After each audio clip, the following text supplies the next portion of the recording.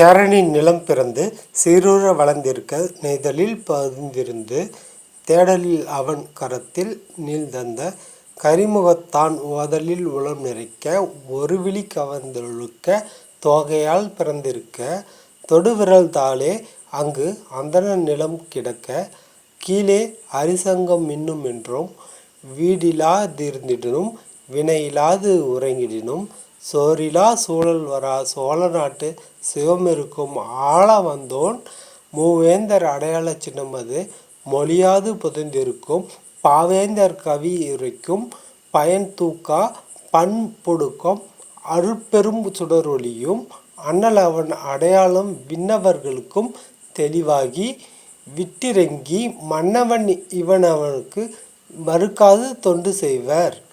வணக்கம், நான் உங்கள் அழிவில்லா ஆட்சியாளன் சாந்தன் சாம்ராஜ். என்னடா லாஸ்ட்டாக ஒரு ஸ்டார்ட்ஸில் நான் அழிவில்லா ஆட்சியாளனும் கிடையாது, கல்கியும் கிடையாது, என்ன ஆள விழுங்கடா சாமி அப்படின்னு அழுகாத கொடுமையாக ஒரு ஷார்ட்ஸ் போட்டான், வீடியோ போட்டான். இப்போ நான் உங்கள் அழிவில்லா ஆட்சியாளன் சாந்தன் சாம்ராஜ் நேரான்னு நினைக்கிறீங்க. அதனால தான் ஆரம்பத்தில் சொல்லுவேன், விளையாட்டு முக்கியன்னு. விளையாடுறவங்களுக்கு விளையாட்டு புரியும், விளையாடாதவங்களுக்கு வேடிக்கையாக தான் இருக்கும். சரி, இன்று வழக்கம் போல் அறம்படிச்சு தெரியும் பாடலுக்கான அர்த்தத்தை பார்ப்போம். அடுத்து நடக்கக்கூடிய கால நிலவரத்தை மெல்ல மெல்ல பார்ப்போம் என்று கூறி பாடலுக்குள்ளே போயிடுவோம். அறம்படிச்சு தெரிந்த பாடலில் என்ன சொல்கிறாருன்னா, இந்த பாடல் ஒரு நல்ல பாடல், கிட்டத்தட்ட ஒரு 197 98 வந்துட்டுருக்கு. அந்த வரிசையில் இதில் அருமையாக சொல்லுவார் அவர். சேரன் நிலம் பிறந்து, சேரன் நிலம்னா உங்களுக்கு நான் பலமுறை சொல்லியிருக்கேன். என்னுடைய பழைய சேனல் சாந்தன் சேனலில் பார்க்கலாம், இல்லை சாந்தன் சாம்ராஜ் சேனல்லையும் பார்க்கலாம். இந்த 2 சேனல்லையுமே சேரன் நிலம் நிலப்பரப்பு நீங்கள் நெட்டில் அடித்தா கூட வரும். சேரன் நிலம்னா இங்கே ஆரம்பிக்கும், கிருஷ்ணகிரியிலேருந்து ஆரம்பிச்சிடும். கிருஷ்ணகிரி, தர்மபுரி, சேலம், நாமக்கல், கரூர், திண்டுக்கல், அப்புறம் கோயம்புத்தூர், அப்படியே ஈரோடு, திருப்பூர், நீலகிரி, அப்படி அப்புறம் கடல் தாண்டி அந்த கேரளா பக்கம் கொஞ்சம் கனெக்ட் ஆகி கன்னியாகுமரியில் போய் ரீச் ஆகும். இதுதான் சேர நாடுகள். ஸோ அவதாரமானவன் சேரநாட்டில் பிறந்து நெய்தலில் இடம்பெயர்ந்து, கடலும் கடல் சார்ந்த பகுதியும், சென்னையாக இருக்கலாம், இலங்கையாக இருக்கலாம், கன்னியாகுமரியாக இருக்கலாம், கடலூராக இருக்கலாம், மொத்தத்தில் கடலும் கடல் சார்ந்த பகுதியில் நெய்தல் இடம்பெயர்ந்து அங்கேயும் கொஞ்சம் ஷிஃப்ட் ஆகுவான். அப்படி போகிற தருணம் இருக்குது. கரிமுகம்னா சிவனும் கிருஷ்ணனும், அரியும் சிவனும் ஒன்று தான், எல்லாமே ஒன்றுக்குள்ளே ஒன்று தான். ஸோ அவங்க 2 பேருக்குமே அந்த பார்க்கடலில் கிடைக்கிற விஷயம் நம்ம உள்ளுக்குள்ளேயே நடக்கும். நீங்கள் புராணப்படி படிச்சுட்டு இருப்பீங்க, அதை அப்படியே கூட நினச்சிக்குவாங்க.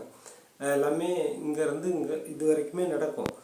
தேவரம் அசுரம் என்ன கிடையிறாங்க, அதில் எது அமிர்தம் எது விஷம் அப்படிங்கிறதுலாம் நம்ம பாடியிலேயே ஃபங்க்ஷன் ஆகும். ஸோ அகத்துலேயுமே இருக்கும், புறத்துலேயும் இருக்கும். ஸோ புறத்தில் இருக்கிறது தான் உங்களுக்கு புரியும், அதையே நான் சொல்கிறேன். தேவர்களும் அசுரர்களும் பார்க்கடலில் கிடையும் பொழுது நம்ம கிருஷ்ணருக்கு சிவனுக்கெல்லாம் அந்த விஷம் கொஞ்சம் கலந்ததுனால அவங்க உடம்புலாம் நீல கலரில் மாறிடுச்சு, கரு நிறமாக மாறிடுச்சு அப்படிங்கிறது ஒரு வரலாறு, புராணம் அப்படி தான் நம்பப்பட்டிருக்கு. உண்மையை நான் இன்னும் கொஞ்ச நாள் கழிச்சு சொல்கிறேனே, அது நமக்குள்ளேயே நடக்கும். ஒரு சாதாரண மேட்ரு, அதை உங்களுக்கு விளக்கமாக சொல்கிறதுக்காக அப்படி சொல்லிட்டு இருக்கிறாங்க புராணப்படி. சரி, இப்போ சேர நிலத்தில் பிறந்து நெய்த நிலம் இடம்பெயர்ந்து நீரும் சார்ந்த இடங்கள், கடல் சார்ந்த இடம், அந்த மாதிரி பரப்பில் வளர்ந்து, அதுக்கப்புறம் புலம்பெயர்ந்து அங்கே இடம்பெயர்ந்து, அதுலேருந்து வீடு இல்லாமல் அந்த கரிமுகத்தானுடைய அருள் பெற்று உறைவிட அந்தன நிலம்லாம் இருக்க, அது எல்லாமே ஒரு கட்டத்தில் இழக்க, வீடும் இருக்காது, இருக்க இடம் இருக்காது, தங்க எதுவும் இருக்காது, செய்ய வேலையும் இருக்காது. அப்புறம் சோறு ஒன்று மட்டும் கிடைக்கும், சோறு மட்டும் அந்த சோழ நாட்டு சிவ அனுகிரகத்தால் சோறு கிடைக்கும், ஏதோ 3 வேளை சாப்பிடுவான். அந்த மாதிரி ஒரு கண்டிஷன் வந்துடும். அப்புறம் பாவேந்தர் பாரதிதாசன் சொன்ன கூற்றுப்படின்ற மாதிரி ஒரு வாசகம் அறம்படிச்சித்தர் பாடலில் சூட்சமமாக இடம்பெறுது. ஸோ நீங்கள் அது பாவேந்தர் பாரதிதாசன் எந்த நூலில் எப்படி சொல்லிருக்காருன்னு சொல்ல, சஞ்சீவி பருதிச்சரலா இல்லை தைப்பாவையா எங்கள் வித்துக்கு சொன்னார்னு எனக்கு எதுவும் புரியல. ஆனால் திருவள்ளுவர் சொல்லிருக்கிறார், இந்த பயன் தூக்கார் செய்த உதவி நயன் தூக்கின் நன்மை பெரின் உதவி அப்படின்னு சொல்லி பெரிது அப்படின்னு சொல்லி ஒரு திருக்குறளில் சொல்லுவார். அதெல்லாம் என்ன சொல்கிறாருன்னா, ஒன்றும் இல்லை, நன்மை செய்யணும்னு நினச்சி, அதாவது ஒருத்தர்களுக்கு பயனின்றி எந்த ஒரு எதிர்பார்ப்பும் இல்லாமல் நன்மையை செய்யணும்னு நினச்சி செய்கிற உதவி கடலினும் மிக பெரிது அப்படிங்கிறது தான். பயன் தூக்கார் செய்த உதவி நயன் தூக்கின் நன்மை பெரின் பெரிது, நன்மை விட கடலின் பெரிது அப்படின்னு சொல்லி முடிப்பார்.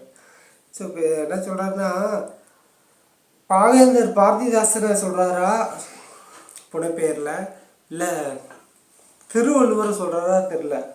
ஆனால் ஒரு கவிஞருடைய பாடலை முன்னுதாரணமாக சொல்கிறாரு.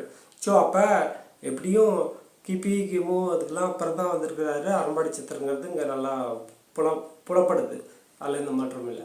அதெல்லாம் முடிச்ச பிறகு அண்ணலீவன் அடையாளம், அண்ணனுடைய அடையாளம் விண்ணவருக்கும் தெரியும். விண்ணவருக்கு தெரிய அவனுக்கு செய்ய வேண்டியதை கரெக்டாக அவன் இருக்க இடம் செய்யும் செயல், அவனுக்கு வச்ச வேலைகள் கடமைகள் எல்லாம் அண்ணலின் அடையாளம் விண்ணவருக்கும் தெரிவிக்கப்பட்டு இங்கு செய்விக்கப்படும், ஊழ்விக்கப்படும், நடத்தப்படும் அப்படிங்கிறத தெளிவாக அறம்படி சித்திரம் சொல்கிறார். சரி, அதுக்கு முன்னாடி இங்கே ஒரு பெரிய குழப்பம் நடந்துட்டுருக்கு. என்னன்னா, ஒரு சாரார் ஒரு 60% மக்கள் ஓகே அதை அக்செப்ட் பண்ணிக்காங்க, அது என்ன நடக்குதுன்னு பாருங்கங்கிறாங்க. ஒரு 40% மக்கள் போட்டிக்கு சொல்கிறாங்களா, பொறாமைக்கு சொல்கிறாங்களா, இல்லை காழ்ப்புணர்ச்சி நான் தான் அது நீங்கள் எதுக்கு இது அப்படின்னு சொல்கிறாங்களா என்னன்னு தெரில. அப்போ டோட்டலாக அதெல்லாம் நம்பாதீங்க, அதெல்லாம் வேஸ்ட்டு, உங்களுக்கு வர வேண்டிய சக்தி உங்களுக்கு தானாக வருங்கிறாங்க. சரிங்க, ஆதிசித்தன்லேருந்து ஆரம்பிங்க. அது இந்த சிலபஸில் இந்த வீடியோஸில் சொன்னால் தான் போயிட்டுருக்கோம். உங்களுக்கு கடவுளே நேரில் வருவார், சிவனே நேரில் வருவார், சித்தர்களே நேரில் வருவார்னு நினச்சிக்கிட்டே இருங்க. கடைசி வரைக்கும் நாசமாக போங்க, எப்படியோ குட்டிச்சாராவுங்க. ஆனால் ஒன்று, நீதி வெல்லும் தர்மம் வெல்லும். வெயிட் பண்ணி பாருங்கள், அப்போ தெரியும். மனித ரூபத்திலும் இறைவன் இருக்கிறான். மனிதன் நினைத்தால் தெய்வமாகலாம். மனிதன்தான் குரு, ஆசான், மாதா, பிதா எல்லாம் அப்படிங்கிறத நீங்கள் இந்த கலியுகத்தில் கற்றுக்க வேண்டிய விஷயம் இருக்குது.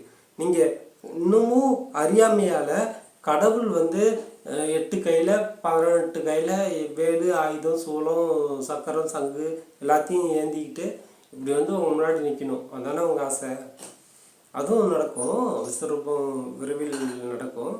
அதுக்கு முன்னாடி நான் சொல்லிக்கிறது என்னென்னா, எனக்கு கொடுத்த சப்ஜெக்டு, சிலபஸ்ஸு, இன்ஸ்ட்ரக்ஷன் அதை நான் பார்த்துக்கிறேன்.